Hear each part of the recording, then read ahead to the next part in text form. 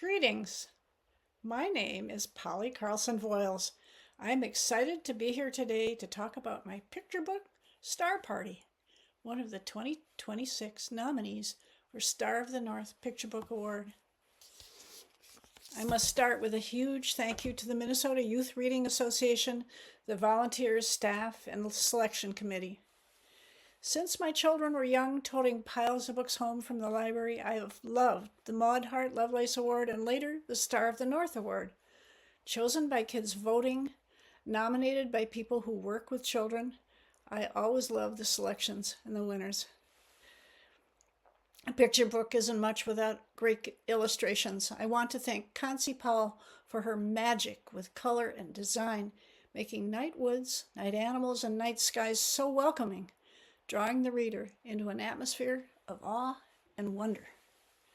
Star Party is a story of Nora's experience, going down to the dock with her grandparents for her first star party with cookies and cocoa and blankets. She never knew stars could be so bright or that there were so many.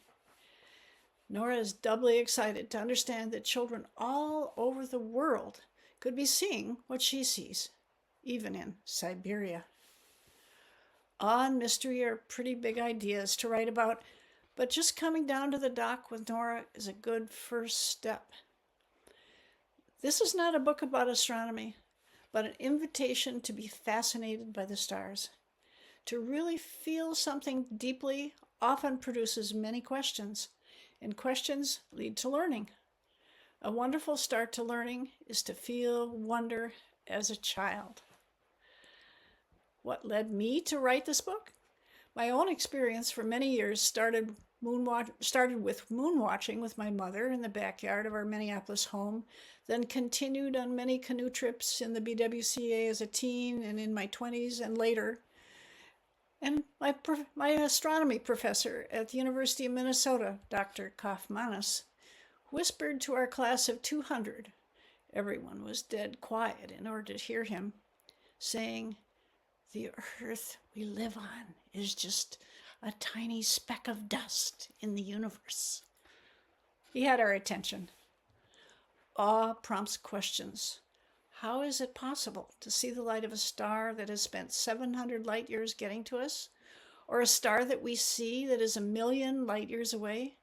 How can our immense Milky Way galaxy be only one of an estimated 2 trillion galaxies in the known universe?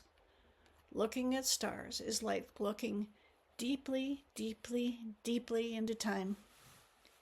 One of my main inspirations to write this book came from learning that 8 of 10 children in the world never see the Milky Way because of light pollution. I wrote this book for all children, but especially for them, hoping someday this statistic will change. When my husband Steve and I moved to a hilltop on the edge of the BWCA some years ago, we had a new luxury, seeing the Milky Way every clear, dark, moonless night. That is when I finally got down to writing my books. That is when the first draft of Star Party was written. But the draft went into a dim and dusty file until one night at a retreat for children's book writers on the Rainy Lake, I invited the group to come down with me to the dock for a star party, bringing cocoa and cookies or wine and cheese. As we say, we're lying in the dark.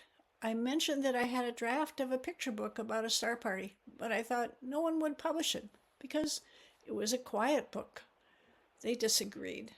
Their encouragement was gigantic and motivating me to spend most of that week working on shaping this story. One of the newest developments that I love is the establishment of the dark sky sanctuaries as mentioned in the back matter of this book.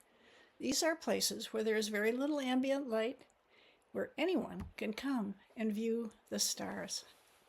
Minnesota contains 2 of the largest dark sky sanctuaries in the world in the Voyageurs National Park and in the Boundary Waters Canoe area.